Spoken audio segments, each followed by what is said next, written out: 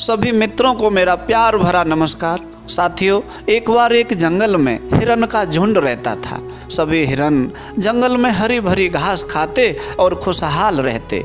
चारों तरफ अमन चैन था, किसी तरह की कोई चिंता नहीं थी। इसी तरह कई वर्ष गुजर गए। उनका झुंड लगातार बड़ा होता रहा। एक दिन उनके झुंड पर एक शेर की नज़र पड़ी। अपने शिकार को देखकर शेर मन ही मन बहुत प्रसन्न हुआ। झुंड पर जोर से झपटा, अपनी भूख मिटाने के लिए एक हिरन की जान ले ली। और उसी दिन से एक हिरन का शिकार प्रतिदिन करता और बड़े चाव से खाता। इधर हिरन का पूरा झुंड अपने साथियों की मौत से दुखी होकर गहरे शोक में डूब गया। यह सब देखकर हिरनों के सरदार को बहुत चिंता सताने लगी। सरदार अपनी समस्या लेकर पड़ोस के गांव में पहुंचा। गांव वालों को सारी बात बताई। तब गांव के एक बड़े बुजुर्ग ने सरदार को सलाह दी। उनके गांव से 3 किलोमीटर दूर एक मंदिर में संत महात्मा रहते हैं और वह हर समस्या का समाधान जानते हैं। बड़े बुजुर्ग की बात सुनकर सरदार फौरन संत महात्मा के पास पहुंचा और विनम्रता पूर्वक बोला, महाराज, जंगल में एक शेर हमारे झुंड के पीछे पड़ गया है और प्रतिदिन हमारे एक साथी हिरन को मार कर खा लेता है। कोई उपाय बताइए महाराज, बड़ी उम्मीद लेकर आया हूँ। मेरा परिवार इस समय घोर संकट से गुजर रहा है। झुंड के सरदार की बात सुनकर संत महात्मा ने जवाब दिया, बिल्कुल चिंता मत करो, मैं तुम्हें एक उपाय बताता हूँ।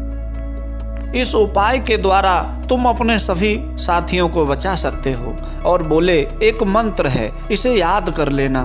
शेर आएगा, दहाड़ लगाएगा, मगर डरना मत, मिलकर वार करना और इस मंत्र पर अमल करना। समस्या का उपाय लेकर सरदार अपने झुंड में वापस आया और वह मंत्र अपने सभी साथियों को अच्छे से समझा दिया।